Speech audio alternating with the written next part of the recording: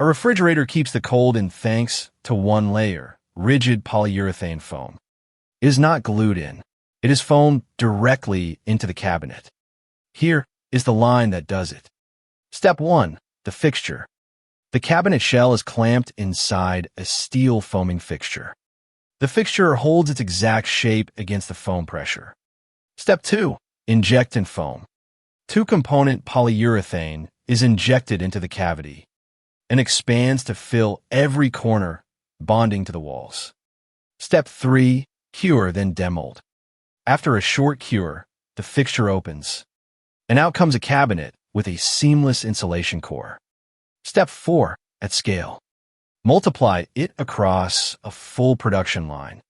Fridges, freezers, and cold storage panels, all day. Uniform density, high closed cell content, long service life. We build the foaming machines and the fixtures. Tell us your cabinet size and output. We'll spec the line.